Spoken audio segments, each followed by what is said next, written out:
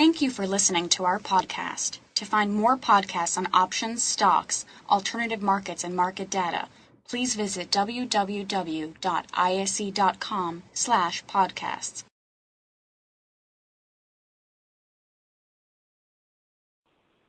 Welcome, everyone. This is Steve Meisinger, your host for today's ISE webinar. Today, I'm really happy that we have Jason Ayres with us. Jason will be talking about spotting the right entry points using FX options. Jason, of course, is the founder and president of OptionSource.net. What that really means is that he helps investors understand the options market, investing in general, and if you're interested, please go to OptionSource.net to learn more about all the different things that Jason has to offer. So I want to welcome Jason Ayres. Jason, thanks so much for joining us today. Yeah, great. Thanks. Thanks again. As always, a pleasure joining you for an hour of insight into trading these FX options. And I guess if all is good, then I'll continue right along. Yes, perfect, Jason. Thanks again for joining us. Really appreciate you taking time out of your busy day to give a little bit back to the ISE. And I know that there are a lot of people from OptionSource.net here today. Just want to remind everyone that if you're interested, and you probably are, learning more about what Jason has to offer, please go to OptionSource.net and check out all of his services.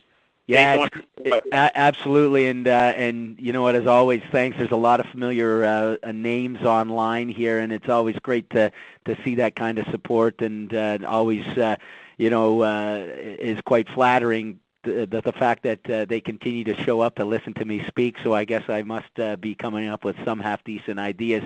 But as Steve mentioned, basically what we're looking at here this evening is we're looking at spotting, as the title suggests, the right entry points using FX options. And as I mentioned earlier on, we predominantly focus on trading from a technical perspective. So although a lot of the fundamental and economic information that you hear and you read about does play an important role, we believe that at the end of the day, that information is going to be priced into the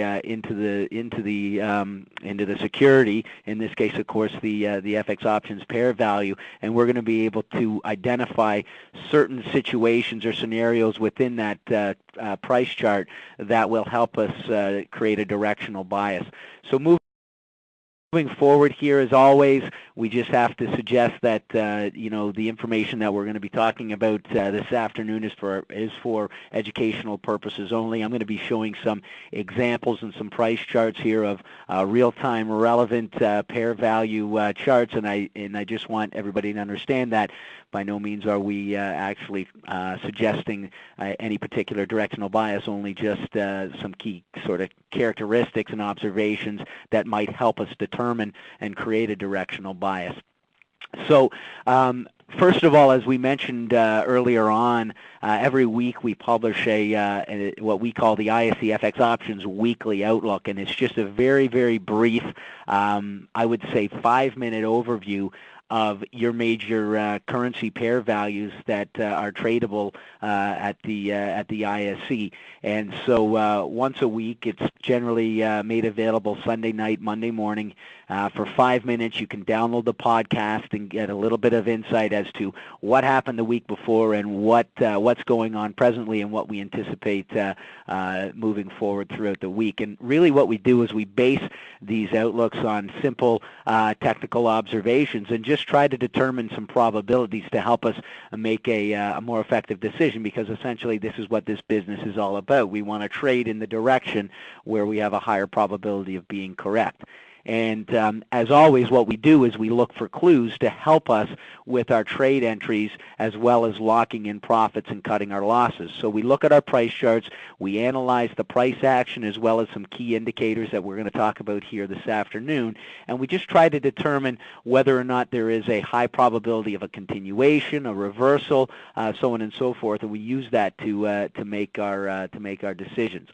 The one thing that we continue to stress is that we always need to keep an open mind when it comes to making our trading decisions, because it's very easy for a person to put all the time and effort as we do into making the analysis and determining a directional bias and creating a thesis, or what we call a thesis in terms of a trade opportunity. It's very easy to get so caught up in that we fail to recognize when we're wrong. And so by keeping an open mind and recognizing that that there is a possibility that you can be wrong, you will find that you're going to be a lot more effective at managing your trades. Again, we're dealing with probabilities, and but in dealing with probabilities, that means that there is the chance that we may be wrong, and we need to essentially make sure that we're prepared to manage it on that direction, in that direction as well. Now, I'm sure Steve's already mentioned the fact that there are several new pair values tradable at the ISE, all U.S. dollar based, but they've added the krona, they've added the New Zealand dollar, the Mexican peso, and then of course you have your old favorites, the AUX, the BPX, the CDD, etc. And then of course you can see that they have the inverse pairs down the right-hand side of the column. So a lot of accessibility now into the currency markets through these FX options. These FX options are accessible through any options broker. So essentially, no matter who you're trading with presently, if they make options available to you, if your account is options enabled, then you should be able to access these ISE FX options and trade your views on the U.S. dollar. They're essentially traded like any regular exchange listed security. So in other words, what we have is a pair value, a notional index or a notional pair value chart that is created, and we look at that chart, and then we can essentially determine, again, our directional bias from there. They're cash settled in U.S. dollars, so regardless of whether you're trading the U.S. dollar versus the Japanese yen, euro, Canadian dollar, what have you, recognize that the difference from the strike price versus the underlying pair value will be settled in U.S. dollars.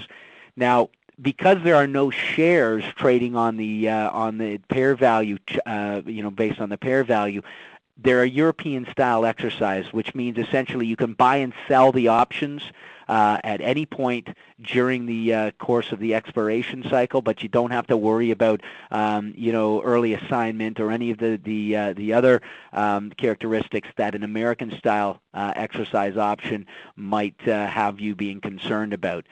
The other, I think, and probably most powerful characteristic of these ISEFX options is that you can trade essentially any option strategy that you would trade surrounding an equity option or an ETF option. You can in fact trade using these FX options. The only strategy that you cannot implement is, of course, the covered call strategy, because you're not owning any underlying shares. You're simply trading the options. So you can do debit spreads, credit spreads, condors, butterflies, all those interesting strategies that are available to you in the equity and ETF side of the options trading. You can actually implement in the ISEFX options trading arena as well.